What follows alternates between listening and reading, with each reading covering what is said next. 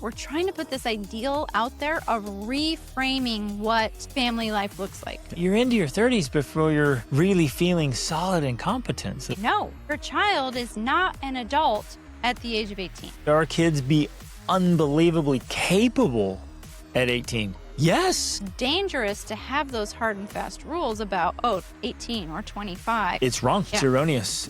Hey there, this is Greg Denning.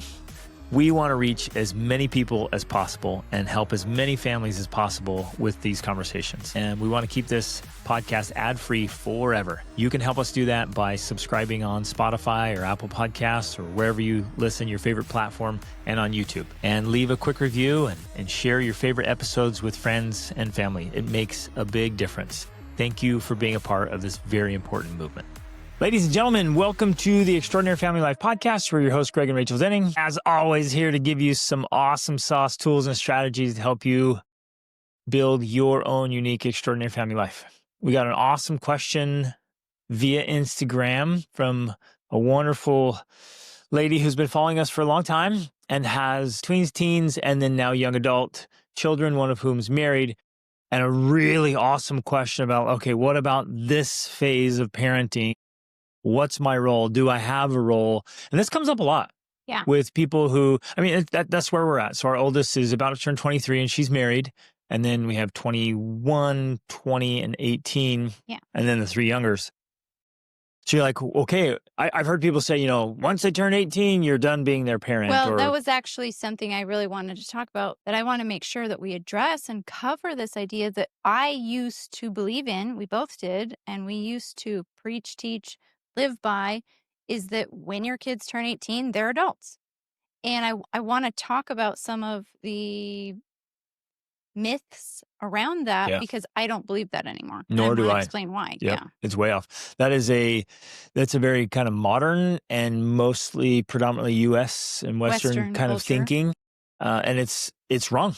It's erroneous. And there's myths around it. And I get where it came from because I was there. I was like, no, you need to be tough and independent. And at 18, you're an adult now and you should move out. And I'm like, where did that come from? And when you look into where that came from and history, why, and the results, you're like, well, that's kind of a failed experiment. It's not working out so well. Now, should we teach autonomy? 100%. Right. Responsibility, ownership, absolutely. Should our kids be unbelievably capable at 18? Yes.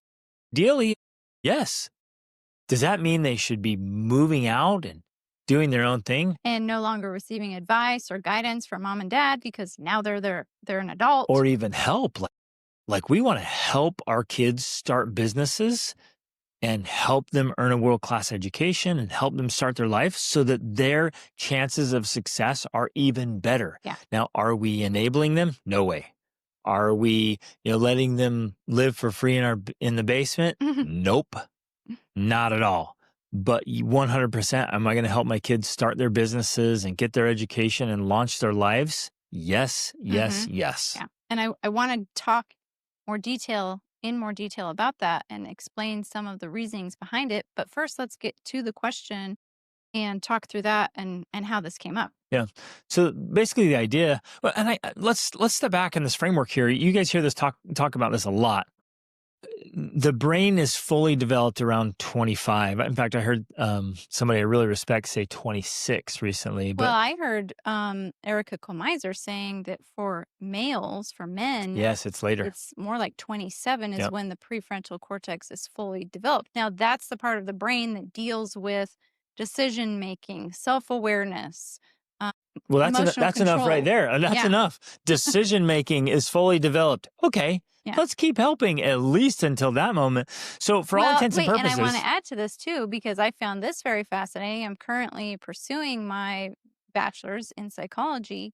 And in my psychology class, I think it's Eric Erickson who said that he considers young adulthood are the ages between 20 and 40. He considered to be young adulthood. Which makes sense. In the phases of life, that makes sense. Exactly. Because at 40 is when you're really making your big contributions and stuff. And really gaining that deepened clarity and wisdom about life. So I, And I you have found enough that very experience. Wow. fascinating Yeah. that he put that that framework, that age gap as so large. Like Yep. that's a big age gap for me that he considers young adulthood. Now there was someone But else. that makes sense. I mean, just to expound on that a little bit, like if you're pursuing advanced education and like training, you're starting your business, you're going into a field that requires massive amounts of education. You're coming out in your late 20s, early 30s. Mm, And then you're just getting in to get your reps in and get enough experience and kind of get your feet back on the ground and get familiar. So yeah, you're into your 30s before you're really feeling solid and competent. So yeah, that makes a lot of sense. exactly. There was another psychologist that in the 2010s just recently developed this concept of the emerging adulthood. So it's not even young adulthood yet, it's emerging adulthood, and he considers that at least between the ages of 18 and 25. And so that fits into what we were just talking about with like the prefrontal cortex of essentially what we're saying is no, your child is not an adult at the age of 18. Yep. That So is, there's no magic number about that, except for whatever reason in America and Western cultures, they decided that at it was 18, probably for war. yeah, you could now be legally able to do certain things. And that's where this idea of you're an adult at 18 became a thing. But if you look at the brain and the development, that's just not true. You're not fully developed. You're still an emerging adult Hmm. at that point. Absolutely. So we're not advocating, just to be clear, we're not advocating this Extended, extended teen childhood and right. let the kids do whatever and be Avoid little. Yeah, responsibility. exactly. Be little parasites that mooch off their parents. We're not talking about that at all. Right. What we are saying, and I think this is a really great framework. I think for all parents, it would be an extremely important framework to say, you know what, full adulthood, let's say, starts at 25. That's a really great way to think through Well, things. and in reality, it's going to vary for each child depending on their own maturity Hmm. levels, their own Skill sets. developmental schedule. In a way, it's dangerous to have those hard and fast rules about, oh, 18 or 25, because it really depends on the child. And so it has to be what we want to get into today, the question we want to answer, which is specifically about parenting adult, quote unquote, adult children Hmm. over the age of 18, is like, how do we do this? How do we navigate it? How do we continue, or should we continue to have this parent relationship with our child because now they're an adult? And what we're saying here is, having come from that belief growing up that, yeah, at 18, I'm an adult. I can move out now. I can make my own decisions. I can do what I want because I'm an adult. I did that. And then also believing that with our older daughter, like we told her at 18, like, you got to be responsible now. Take us. She moved out. She got a job. I wouldn't do that now because having studied more psychology and understanding more about this, I'm like, oh, well, no, that's not entirely true. And that's an arbitrary number. It's independent for each child and it depends on their own development. But this emerging period of adulthood is variable, it's flexible, it's longer, and we should be involved in our children's lives still. We should be guiding, helping, influencing them, not in this controlling, manipulative, like I'm still in charge of you sort of way, because that's not what we believe in or advocate. But we do want to help kind of switch the narrative around on this because I really believe powerfully in this that it's not how it's supposed to be. Like society is currently operating in a way that's dysfunctional and not for the best interests of our Yep. children and for us Yep. as parents. Just look around at the results. Right. If you want to say, We're hey, not getting does the this results. experiment work? Look around at all these young adults. Is it working? No, it's not. And, Well, and you might think, well, no, they have apartments and jobs and they're doing great things. And we're kind of measuring the wrong things. Like, yeah, how are exactly. relationships How's their doing? mental and emotional health? Yes, exactly. Their decision-making Exactly. ability. And we're measuring the wrong things. We're like, well, they're paying their bills and they have a job and they're going kind of, it's like, okay, Great. that's not some great accomplishment. Right. Like, let's look at the whole being Mm-hmm. and say, How can we help them be even more successful? So we are not advocating, like Rachel pointed out, this idea of being over involved. Yes. There should be, Or overly controlling yeah, or there should be this kind of, I growing don't want to say it's a autonomy. gap, it's just growing autonomy. There shouldn't be a gap between you and your child. The bond between parent and child could, and I would say should, grow even closer and closer. As your children become adults, Mhm. you become more good friends with them. Mhm. It's really awesome. And the relationship continues to blossom and grow and improve, not grow distant. Where if you've had a rough relationship, then the more they grow up, the more distant you Right. get until you spend hardly any time with them for the rest of your life. It's like once or twice a year you get together and everybody fights still. Well, and that's often what happens in this current psyop that's occurring in society where we believe, oh, at 18, that's when I get my independence. So children that don't have a close relationship with their parents, which when I turned 18 was the case, that's what we want to do. We want to leave. We want to go. We want to set up our own life. That can be a good thing for a lot of people. We're not discounting that that has a place because some people come from, not that this was my case, some people come from traumatic, horrible, bad situations and Or families, even just toxic and toxic, unhealthy. right? And so leaving that is one of the best things they could do. Yep. That's great. That's a good thing. But I guess what we're again, because we work in ideals, we're trying to put this ideal out there of reframing what family life looks like. Yep. And I've truly come to believe through studying and research and psychology, all of these varying aspects that the ideal family situation is not, oh, and this is another strange thing, it's not the nuclear family. In fact, the nuclear family is a newer concept. It occurred at the Well, beginning of, define well, I'm that. going to define it in Okay. a second.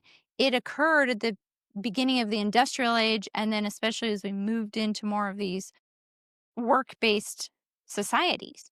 Previous to that, we were communal, family based societies, which meant that we were living in an extended family situation. So the Lot more nuclear connection family to grandma is and grandpa, aunts right. and uncles, cousins, all of that. Yeah. So the nuclear family, of course, is parent, child, but living in this isolated sort of state in a way. Expected to do Expected everything. to do it all, Yeah. expected to be it all. And then when the child turns 18, well, now they have to move out. One of the reasons for that is economic because the parents are like, I have been supporting these children for all this time. It's time for them to support themselves, right? Because as a nuclear family, it's difficult to carry that burden alone. But if you live in this intergenerational family, and this, again, just to be clear, I hope you guys know this, but we probably need to state it more often than not. These are not just our opinions. And in fact, I'm not confident enough to just share my opinions. I have to think about something. I have to research something. I have to really analyze it for a long time before I'm like, you know what? Yeah, that is true. And that's worth sharing. So when I'm sharing these things, it's from that place. I have been thinking and studying this for a very long time. The intergenerational family provides more support so that not only is the nuclear family, the mom and dad not doing it all alone, they have the support of the grandparents and the aunts and uncles and the cousins. There's people there supporting, but then there's no pressure on the child to leave home at 18 and go start their own life separate from the family Which because just there's keeps them support poor. there, which does. Okay, that's another Yeah. aspect that we don't even have to get into, but that's a whole nother aspect of it. It prevents intergenerational wealth. It prevents, passing on the family skills, the family business. And I'm not saying we have to go back to the Middle Ages here or the Dark Ages or something, and like your son apprentices to become a blacksmith, but there were some concepts there. I think, especially in aristocratic families, of like your children didn't move out.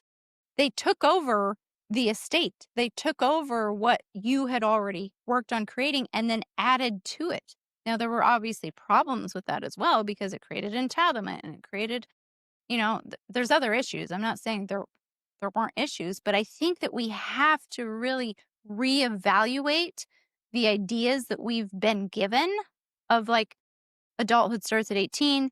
That means you leave the family, you go start your own separate family, and everybody lives independently and separately from each other. It's not And working out. it's like it's Financially, perpetuating survival mode. So exactly. you go in, you do survival mode, and it's like, Right. oh, that's what I had to do. And you're like, wait a minute, I was in survival mode, and in some Right. ways we still are, and everybody's in Exactly. survival mode. Like, what if we restructured this? What if we Yes. support each other so that instead of going out and immediately being in survival mode, and I get it because you're like, yeah, it makes you tough and gritty and Right. appreciate things, all true, but then it keeps you stuck for years or decades. Yeah. It's like, well, Exactly. wait a minute, why don't we reframe this so we create generational wealth, like And real not legacies? just financially generational wealth, but mentally, Yeah. emotionally, spiritually, parent parenting wise. I mean, I truly believe that one of the best things I could do is help my children parent their children, because I just spent 20 plus years learning it and becoming great at it.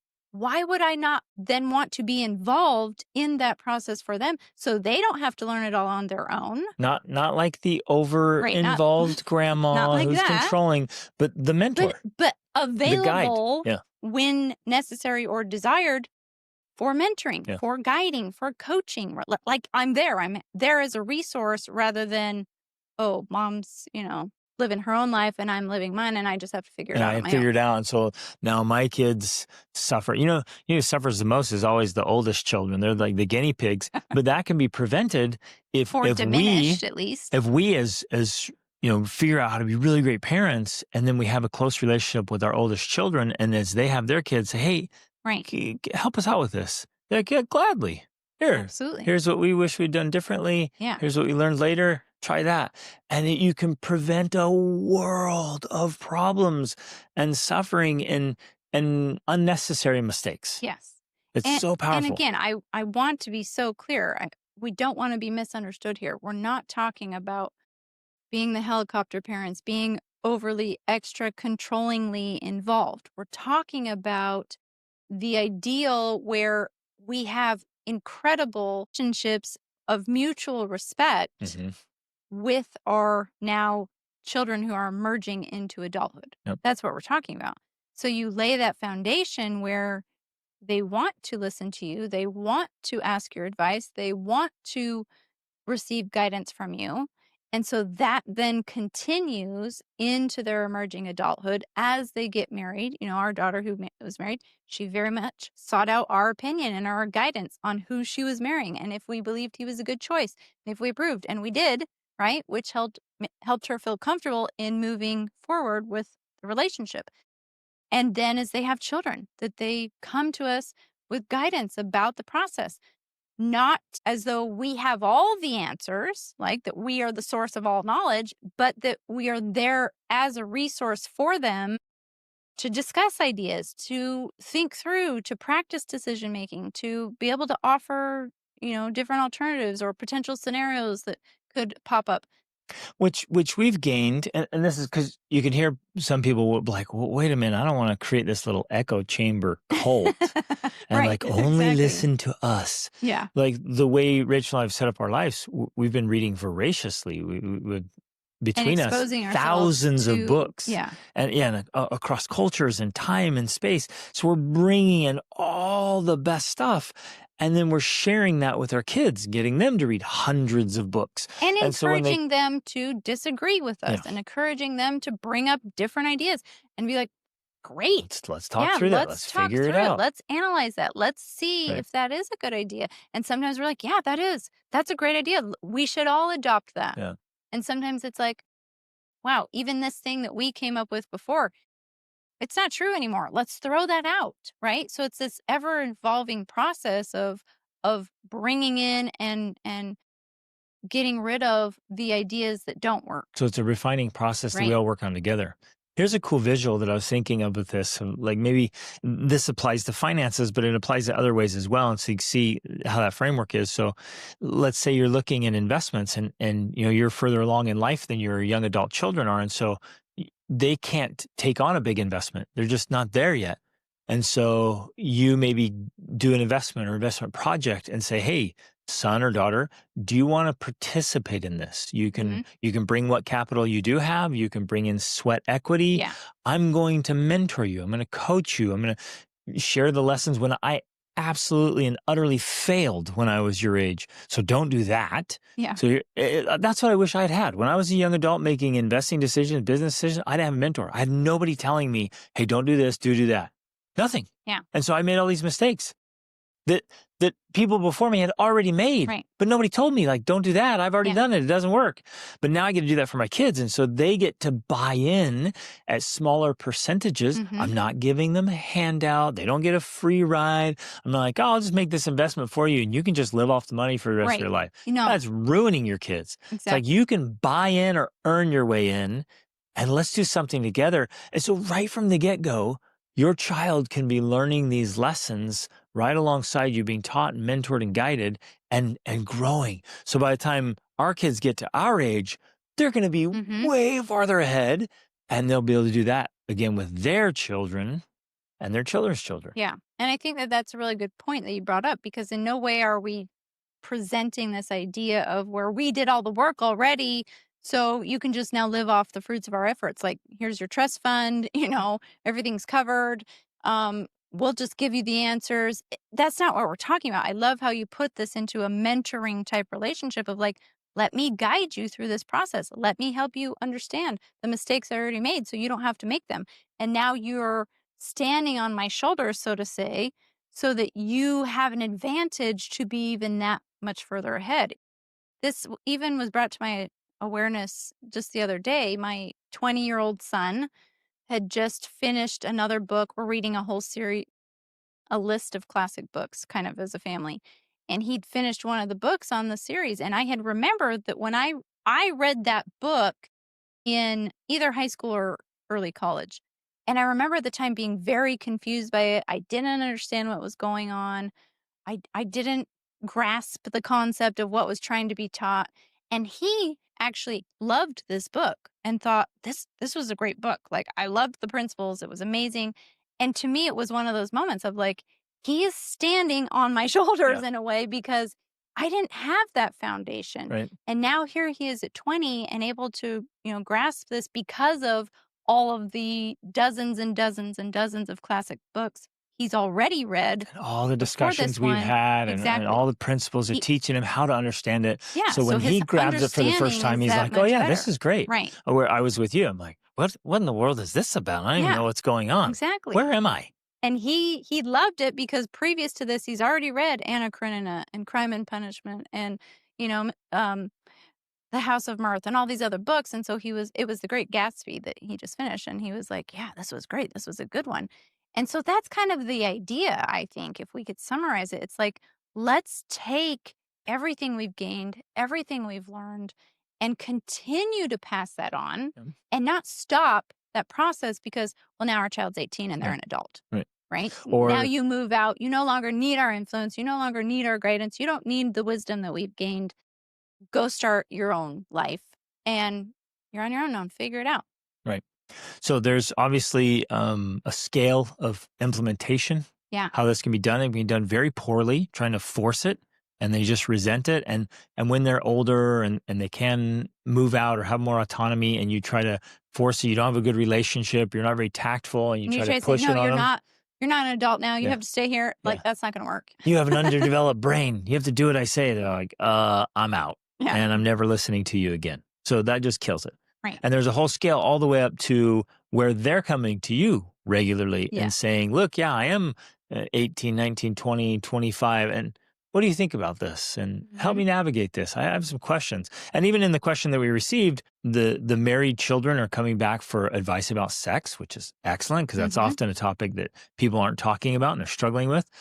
Hopefully they're coming back and talking about finances and they're talking about arguments and they're having that open discussion. Or if they're single and they're just like, hey, Well, I'm making choices and I'm being exposed to new things and let's well, talk about each of society's those doing this and people are separately doing then. that. And we will separate. I just want to say, like, Okay. they can come back with every scenario.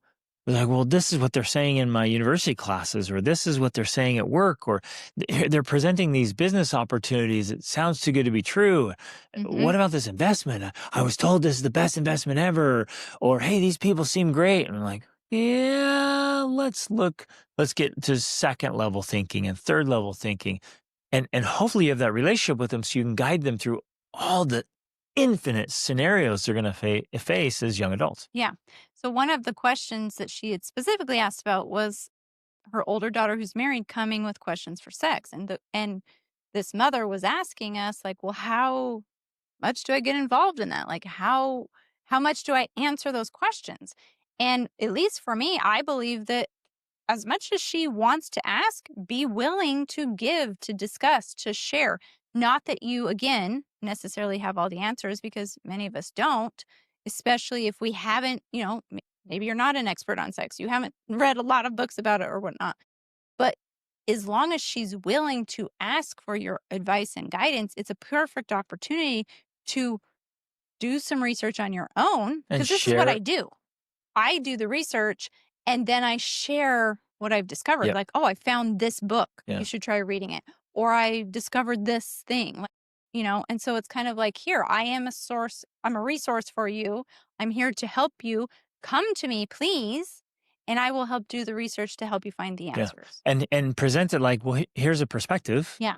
Here's something that has worked for me. Boy, here's something that didn't work for us. Yeah. Hmm. And I talked to other people and I heard from several other people that this worked for them and this didn't. So that's something to consider. Hmm. Now, again, if you live in this tiny little bubble and you don't have much experience, you haven't read much of anything, you're like, well, here's the way it is. And that's that. And, here's these very narrow Right. perspectives that it's not very helpful. But even then, the open-minded perspectives that are so open-minded, the brain falls out. Right. Like that's not helpful either Yeah. because, look around, what's the end result of that? Hmm. And so, yeah, do the homework, have the conversation and see it maybe as that. It's like, well, let's just talk about it. Let's kind of circle. You and I will walk around the labyrinth together and Hmm. see all the aspects of sex. And well, this is interesting. Some people think this and other people think the opposite. And well, what And about this? and most importantly, what are the results that those people are achieving? If people Exactly. think this, well, what are they getting out of that? People believe in open marriage, Oh, what's the result of that? Mhm. Oh, you can see.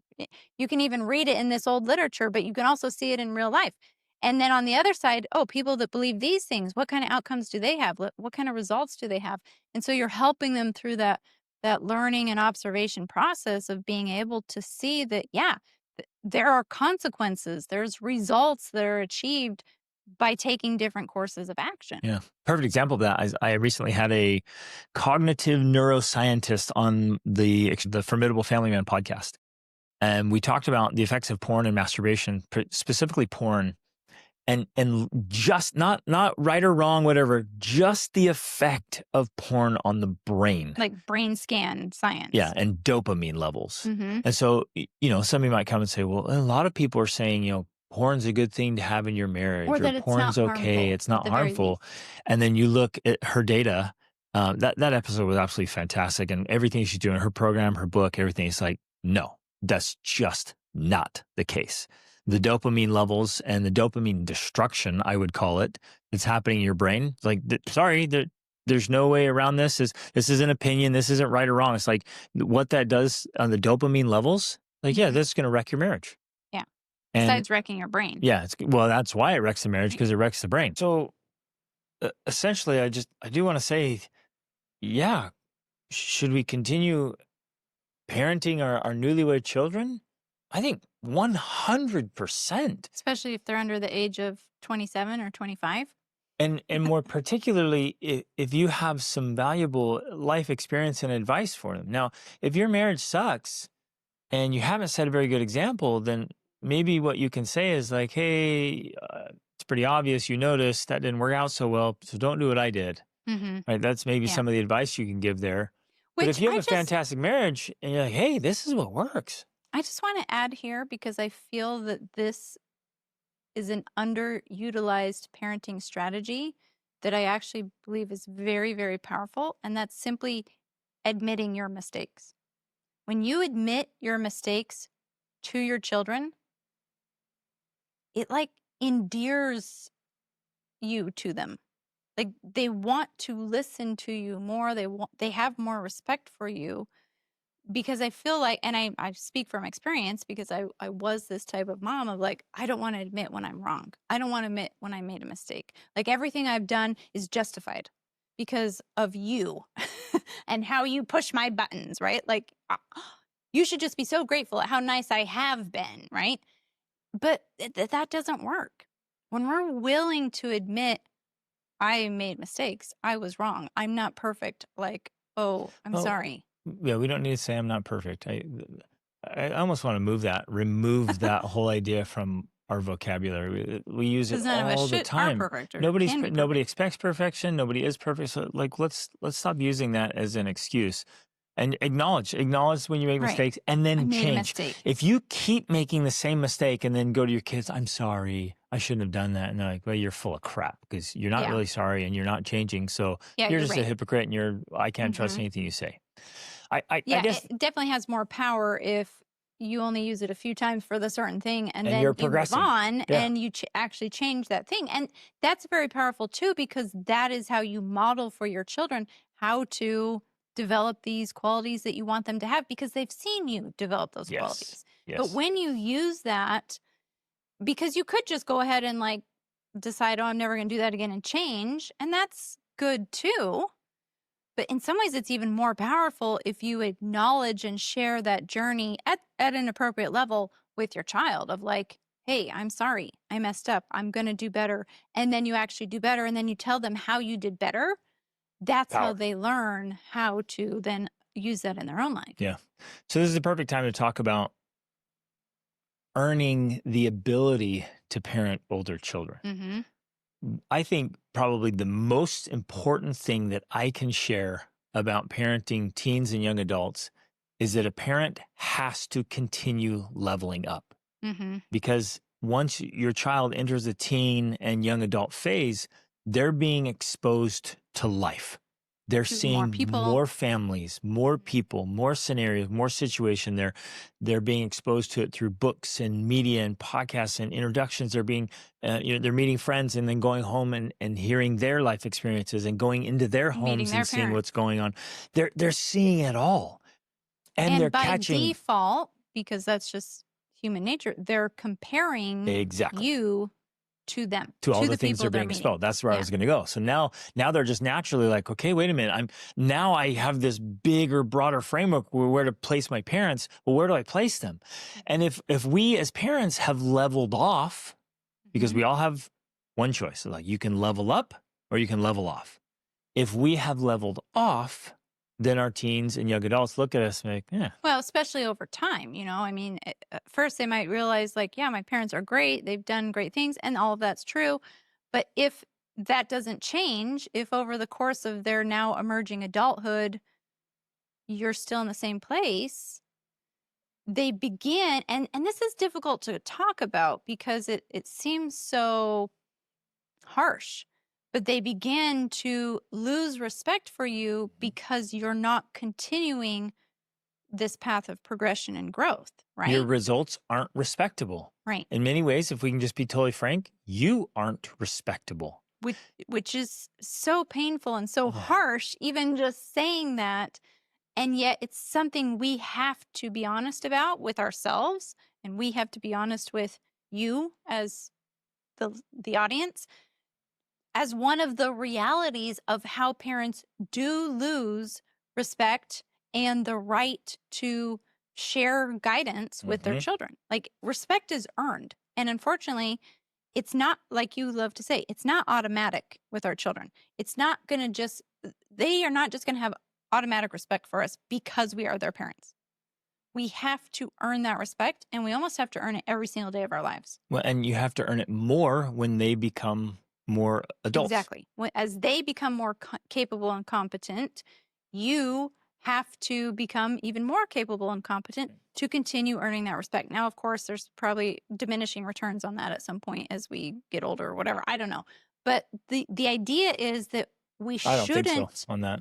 Yeah, I think ideally we could continue that almost indefinitely. At some point, my boys are going to be much stronger than I Right, am. exactly. That There's day going to is be not today. some point where they cross over, and they're not going to now lose respect because now I'm tougher and stronger So than you, we Dad. go work out and now they can lift more than me. I'm like, okay. So now they don't lose respect, but they're like, wow, they're watching me still stay fit and still push hard and Right. You still can grind. still have that respect by not saying, well, now my boys are stronger than me, so I'm not going to work out anymore. Right. I'm still going and I'm still, keeping up. And as I age, they're like pushing your own limits. Right. And they're watching me age like, this is how you age with grace. Exactly.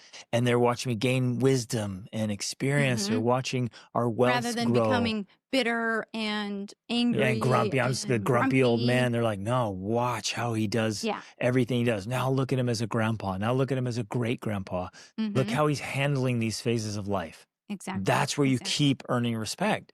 But if I'm just humdrum, doing my thing, the same old, and now they're becoming ambitious, driven young adults, and they look at you and are like, your life is boring. Right. And your results are weak. And I don't respect you, and so I'm not going to come to you. Because very often you're not respecting yourself, like as the parent, because that's ultimately what we're talking about. And I hope people don't misunderstand. When we're talking about pursuing goals and leveling up and all of that, it's self-respect. It's not because you've got something to prove. It's not because you have to achieve the next level. It's not about that. It's about the nature of life. Life is a series of growth. It's progress. It's the journey. And as long as we're living, we should be pursuing that journey of progress. I was just listening to an episode about this with Jordan Peterson and I think Dr. Brooks, like he's talking about, that's how humans find meaning, not by achieving, not by reaching the goal, but by making progress towards the goal. And the only way you can continue to do that is to continually have new goals that you're pursuing. Yeah. So that's what it's about. It's this self-respect of like, there's no end to what I could continue working on or could continue improving on. There is no end to that. And so as a matter of self-respect, which then gains the respect of your children, you're like, no, I'm not going to stop. I'm going to keep going. I'm going to keep pushing my next level, and because this should never be done in a way that creates burnout or overwhelm or neglects your family this gets misapplied. I hear this a lot where that's not what we're talking about. A dad's like, I'm gonna earn their respect by making millions and millions, and he's never around, and they're like, maybe I all don't they respect needed you at all. was for him to continually being a better dad, continually being a better husband, continually spending more time with them or taking them on adventures or going on hikes with them. Like it's those types of things where you're like, let's level up. Let's do better at that. Let's do better at spending time on the things that really matter. Yeah. So I guess the most important framework here is working harder on yourself than you do on anything else. That's the framework. Exactly. Right. So we don't want to misapply this and we don't want to miss it, but it has to be stated emphatically that if you're not earning influence with them, they're not going to listen to you. And so you lose your power and efficacy and your ability to continue parenting your young adult children. Yeah. So and I wanted to address, because she had one other issue that she was questioning us about, this mother, with a child who's now, I guess, maybe 21, and who, is saying things like, well, now I'm an adult, so I can swear if I want, or now I'm an adult. We don't know if this is happening, but maybe because he does have a friend that's drinking and smoking. Now I'm an adult, I can drink and smoke. Now I can listen to whatever, things. I can watch whatever, I can do whatever because now I'm, quote, an adult. Right. And so on one side, I want to say, because some of her wording was like, I feel like I'm a failure. I didn't raise my kids this way. And I want to put out there, like, just because your children do something that maybe goes against something you believe in doesn't necessarily mean you are a failure. It may just mean you failed to teach that principle well enough, right?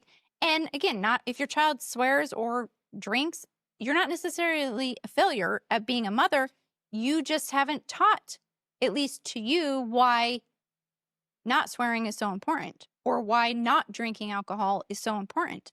And it's just, to me, I think of it like, well, if I realized that I never taught, well, not that I would ever teach this, if you never taught our kids how to change a tire, because I don't change a tire, then you would, at that point, realize I never taught the skill.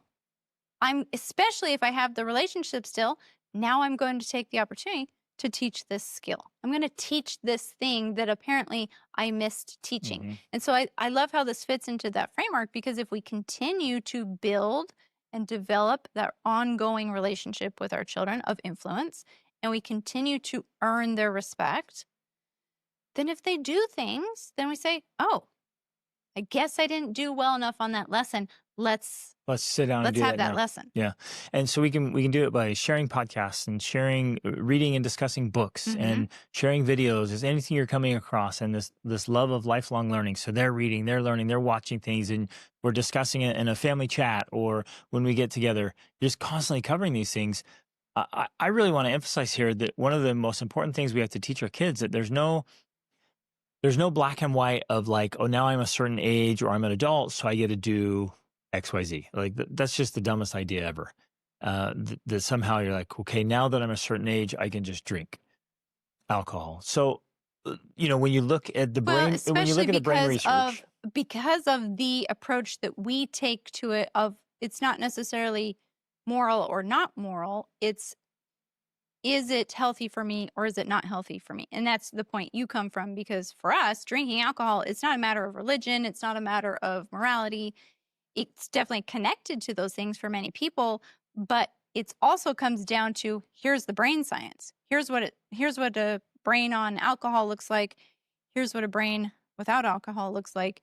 It's clearly healthier, and that's why, for at least our family, that's why we choose to not consume alcohol, because it's just not good for the right? brain. And so you're teaching the kids that, and you show them those things, you talk about it. It's like there's no amount of alcohol that's good for the brain. It just ruins your brain, and it weakens your control. And so you teach those principles, teach them effectively, then none of our kids are going to be like, oh, now I've reached an age where I can do things that damage my brain. Like, no, there is no age where that's okay. And, oh, I can do things that are, destructive to character, to life. It's like, well, what does age have to do with that? Nothing. There's no number where you just think, now I'm at a point where I can destroy my relationships. Yay. Or I can wreck my Right. mindset or my well-being. It's like, no, we teach these things effectively and lead and guide our kids. So then they grow up thinking, well, man, I know lots of people who drink and those who don't. I know lots of people who do drugs and those who don't. I know lots of people who foul mouths and consume terrible things and those who don't. And across the board, there's good and bad in between them. But what kind of person do I want to be? And it's independent of age. Yeah, And so I'm and going to it's live by principles and and by I standards. and I think I also want to emphasize that this is something, again, when we do this, we're teaching the principle, we're teaching the understanding that we've gained, and it's not about shame, it's not about getting you to conform to a certain way. It's not about like, we don't do this because that's bad. It's teaching that, well, yeah, people who do those things, they're not bad people. People that drink aren't bad people. People that swear aren't bad people. We're not afraid to expose ourselves to people that drink or swear. Someone just brought over, we live here in Portugal, and we had this family come over to play with our kids, and it was amazing. And they brought popsicles, and for the adults, they brought the tequila popsicles. And that's the one I got. I got the tequila popsicle, right? And I was like, okay, great. Like, I didn't have a problem with that because I don't see it as morally wrong. Now, I also believe that the juice in the popsicle is not great for me either. Probably more harmful than the Yeah, tiny bit of potentially more tequila. harmful than the tiny bit of tequila that was in there. Um, but I live by a principle where, for me, at least 80% of the time, I'm not consuming any of that stuff. I'm not consuming juice because it raises your blood sugar, glucose levels. It's just not overall good for your body. I don't eat popsicles generally, but I had this exception. So we're living in this flexible environment while most of the time holding this higher standard, right? Same thing. We took our family to Mongolia, and they take you in the yurt and they give you this fermented mare's milk, which is disgusting, and everyone drinks it and is like, because it's rude to not drink it. And to them, it's like the best thing Stuff, fermented mare's milk, right? in the country. And then they give you the fermented mare's cheese, which is also disgusting, and Which you're trying I to gag it love. down by saying thank I you. think it's amazing. And then, yeah, you love it. And then they give you the cheese water, and you're like, oh, okay, what is that? That was horrible. It's horrible. And then you find out, oh, it's basically vodka that they've made from their fermented mare's milk, right? All of the kids drank it, like all of us. And for us, we're like, great. It's a cultural experience, right? It's just part of the whole thing. We're not shaming our kids or shaming ourselves like we're bad, we're horrible people because we drank that cheese vodka water. It's all a part of it. But at the same time, we're still teaching our children, yeah, we're not going to actively be consuming alcohol. We're not going to actively be pursuing these things that weaken our control or damage our body. While at this, I'm trying to provide the balance here so people don't think we're just totally hardline, prude, none of that. There's flexibility with all of this while still holding the high standard. Is that making sense? Yeah, I think you're describing it maybe a little more flexible and open than it is. Right. Those are a few of the rare We live by exceptions. crazy high standards. Right. But it's not naive rigidity. Yes, We're not That's what I'm teaching trying it to. as this is it, and if you have some coffee flavored ice cream, you're going to hell, or whatever. Like we meet people all the time that just have these super, super rigid, sometimes arbitrary rules and laws, and you're like, what does that have to do with anything? Nothing. But we live by crazy high standards, and we're not naive, and we teach these principles, and our kids like, I don't have to worry about it. I don't have to worry about my boys looking at porn at all. I don't have to worry about any of my kids ever touching drugs or alcohol. I don't even, it never crossed my mind like, oh man, I wonder if they will. They won't. Right. Because they live by the principles and they know it fully and understand it, and they see it across the board. Well, and I love that how you are clarifying that, because again, it's not this rigid, because you're like, yeah, I'm not worried about my kids looking at porn, but we're also not worried about going to the beach down here and seeing all the nude people, right? Like there's that flexibility there that allows for both things without this rigidity of like, now you have sinned. Now you are, going to hell or whatever. Like now you're condemned. You should feel shame because you saw a naked woman at the beach. Right. I guess that's what I am trying to expound on here, is that we allow for that flexibility when it occurs, the vodka in Mongolia or the tequila popsicle, but still teaching why we live at this standard. Right. We watch the movies with the swearing, but we don't swear. Right. It's that type of yin-yang balance that I think allows for the rules to be kept, because they know that if they made a mistake, or even our girls, they went to the Dominican Republic, and I don't know, they had some coffee or some alcohol or something, and at a chocolate factory, they know that they're not going to be shamed for that because it was part of a cultural experience or something. Well, yeah, and I guess one of our core frameworks here is not only are we not afraid to expose our kids to what's in the world, we actually want to encourage that. We were in Carnival in Austria and Carnival in Venice, and like the riotous living and the partying, and you took our boys and I was like, right hey, down in it and walked go right out through it. In the middle of it. Like, let's go down in that big tent they set up. The music was so loud. It was rattling my organs. By accident, rented an apartment right overlooking the whole parade. Main party. I mean, the noise. The nudity, the drunken nudity and urinating openly, the alcohol, the drugs, everything. And I was like, boys, let's just go walk through that. I want you to see up close what this looks like. Mm-hmm. And we're not going down there and condemning the people and like, this is vile sin and evil and damnation and whatever. It's like, I just want you to see the results for yourself up close. Yeah. And they're down there and it's not like, oh, my boys, if we go down there, they might think it's fun and want to be like, it's like, no, let's go see it. And they go down there and they're just like, wow, I never, ever want to experience that. I never want to be so drunk, I'm standing there naked in the middle of the street urinating on myself. I just see it up close Mm-hmm. and see the realities of life, the terrible things that are happening in the world, and just be well-rounded and absolutely rock solid. Mm-hmm. Because if our kids are weak and unexposed and we think we've made them strong and protected them Right. by keeping them from it, they're not strong. They're just naive. They're naive and they're weak and they're unexposed. And that's what happens. We protect and hide and like, I'm never going there, never going to do that. And as soon as they're exposed to it, bam, there they go. It's like, oh, I thought they were so strong. It's like, no, they were just untested. Mm-hmm. Now, I'm not taking my little kids and giving them alcohol and saying, don't ever try this, kid.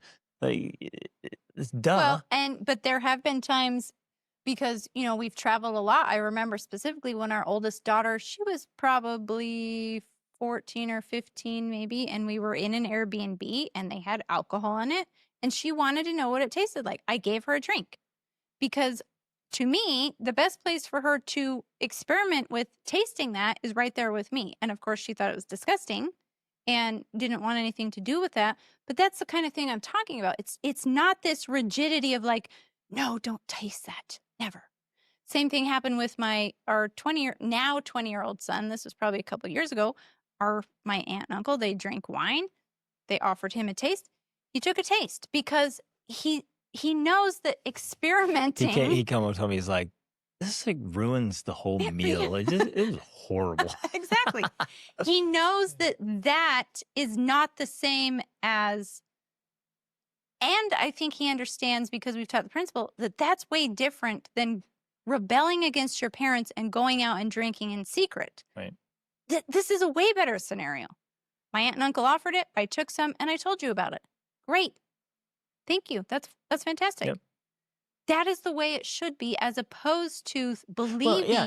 And he came home immediately, told me, and so I didn't no shame, no overreaction. Right. I was like, yeah, it's so disgusting and it's a terrible experience. And he's like, yeah, that was I tasted it. Sorry to all the wine drinkers out there. Yeah.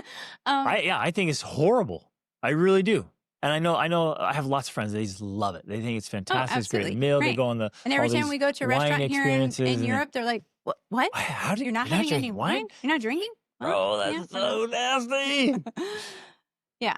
So, but again, the core principle is, it's even wine. It's not good for your brain. Right. So I'm not going to drink because it's not good for my brain, period. Right. And so I hope we're illustrating and expounding on this principle enough, is that ultimately this is a relationship. So say with your son who's now swearing, and you have a personal belief like we do, because again, it's not that you're a bad person if you swear. We personally have a belief that your language advertises who you are. It advertises your level of thinking, your level of communication, and your level of education, your level of class. We make an effort to articulate our words and to use more specific vocabulary and to not have to use swearing to fill in the blanks, And so that's what we live by. Or swearing and that's for emphasis because what we're saying isn't thoughtful enough. Right. Yeah, that's often the case. It's like, you have to swear or yell to make a point. You're like, why don't you just figure out how to make a really good idea? So solid, articulated, so like it speaks for itself. Like, it's such a powerful truth. I don't have to throw in an F-bomb here to get you to pay attention. Right. And again, this is not our judgment on other people who do that thing. Like, that is their thing. And we will listen to those types of people even. We're not condemning them either. We're just saying this is our personal standard. This is the thing that we teach our children, even though we still listen to movies that swear, or we may listen to songs that swear. We can separate it out without having that rigidity that's like, you're bad if you listen to that music, right? And so I think it's important to point out here too, we're not talking about younger children. Today's episode is about the older ones. Mm-hmm. Especially as they come into emerging adulthood. I'm going to have different perspectives about the little ones. Right. The little ones don't get the exposure, and they get it. It's very filtered and tempered. Mm-hmm. But like, to pretend that you can keep your older kids, your teens and young adults from ever seeing anything wrong or bad or hearing it or Or being saying it. exposed to it, that is utterly naive and foolish. Yeah. And it will backfire. I've seen it backfire so many times. So you can't go out and live life without being exposed to some of the filth of life. Right. And so in this context for this conversation, let's not practice naivete. Mm-hmm. Now, we're not leading our kids into trouble at all. Don't misunderstand me here. Some people think, oh, our kids need exposure, and you take them out and like, we're going to go smoke weed together. And then your kid ends up with a weed addiction and then like is living under the overpass 10 years from now as a meth addict. And you're like, you're like, well, Because duh. that happened to your brother. That literally happened to my brother. Give that example. He went to a party, got addicted, and then went on for years, and it destroyed his life, and then ended up taking his life. So the reality's there. And so I'm going to openly tell that story. I'm not going to hide it from my kids. Mm-hmm. You're going to see it. But I'm not going to go do drugs with them. Yeah. But in a scenario, bringing it back to the swearing thing, you know, if you have that standard and you now realize your son's like, I'm an adult, I can swear, it's great. This is now an opportunity for you to have this conversation. You don't have to condemn them. You don't have to feel that you're a failure forever. It's like, oh, it's an opportunity. I can deepen my relationship. I could explain why I don't swear. I could share some quotes from George Washington if I want. Like, there's a lot of different things. Or an option, okay, well, that's going to be him, I guess. He'll swear. And you still have that love. You still have that. My point is, you don't then cut them off or treat them differently You see that they're because bad they're not because they living up to swear. your It's like, standards or no. they're bad, right? That's not what we're saying. That's not what we're trying to say here, is that if your kids don't live up to your standards, that now they're the failure child that you should cut off. It's like, this is an opportunity to Teach still the principle. continue that relationship. And if it's important to you, to teach that principle. Yeah. If that's something that you want them to understand, ultimately it will still be their choice. But I believe if you teach it effectively, then they're like, yeah, I get that. And it has nothing to do with my age. Right. And it Be doesn't like, have hey, anything to do with my age. If for me, I'm like, oh, wait, hold up. Did you just say that? Because like you can swear as a child or a teen or as an old man, like whatever. Like, and your swearing doesn't affect me. It affects you. And it affects the people that hear you. Yeah, you're just walking. You're a walking, talking billboard. And you go around using that language. Like other people are going to make assumptions about you, and they're going to say, okay, those are the symptoms that often line up with the person. So if that's the kind of person you want to be, it has nothing to do with your age. That's just ignorance right there. So it's just who you want to be. If that's the kind of person you want to be, okay, think about it. Really, truly think about it. And go out and study the lives of great men and women. And not just one aspect, like, oh, that guy swears and he's really, really rich, so it's okay. Like, well, look at his marriage. Look at his relationship with his kids. Look around at class. He's a real gentleman. Or is he actually, he's quite the trash bag, that one. And yeah, he's super rich, but he's a trash bag. And I don't want people to misunderstand us here too, because we realize there are lots of people out there that swear. In fact, and they're not bad people, and they're not trash bags. One of the people that I respect immensely was just swearing up a storm last night with me and my daughter. and we were just sitting there, and I was like, you know, from her background and her life experience, and she was just do. And I respect her immensely. Yeah. She is an incredible human being. And yeah, she was just throwing them down yesterday. Like, okay. And sometimes it is a cultural thing too, as well. Yeah, she's from a different place and a different culture. Yeah. And so all we're trying to say as we're using this example of swearing is that if you have a standard, like for us is swearing, you need to be able to communicate that effectively enough to your children that they also opt in. Otherwise, you just have to let it go. Yeah. Like, it has to be a thing that you're like, okay, that's their choice. Unless you can communicate to them why you choose that standard enough that they adopt it. Right. You just have to. So that they make it theirs, not yours. Exactly. They make it their own. It theirs. Yeah. Otherwise, you just have to respect their choice. Yeah. because So it powerful. doesn't make them a bad person or someone you now shouldn't associate with. It just means that they have chosen a different standard. Yeah. So in a very real way, this is next level parenting, right? Because Mhm. they're older, they have more exposure, more experience, They have more more understanding, freedom. more freedom, more attitude, more independence. Like that's just biological independence. They just want to be independent. And very often they just want to just have distance from you. That's normal. But if you are leveling up, like you've got to get really, really good at communicating, at mentoring, articulating, and earning respect and earning influence. You have to keep leveling up. And again, if you got a 20-year-old, you have had 20 years to work on this. Mhm. So you should be 20 years better as a parent, 20 years better as a communicator, 20 years better at mentoring your kids, 20 years of deposits into that relationship bank account. I think should be really good. And if they're not there, like just start working on it. Really start working on it It's like that because Chinese proverb, the best time to plant a tree was 20 years ago. The next best time is now. right now. Yep. And so start working on that and earning that ability to parent older children, young adult children, because it's more challenging, but you're more experienced and more knowledgeable, hopefully, and you get after it, right? And I guess where we fail, so some of you younger parents are listening here, where we fail is sometimes instead of having years of experience, we have the same experience year after year. So we don't have years of experience. We have a 6 months experience that's just repeated indefinitely. And so then 20 years pass and we're completely underdeveloped Mhm. and utterly unprepared to parent older children. Mhm. And so get after it. Make the most of yourself so you can really influence and lead your older kids. Okay. Love you guys. Thanks for listening. Reach upward.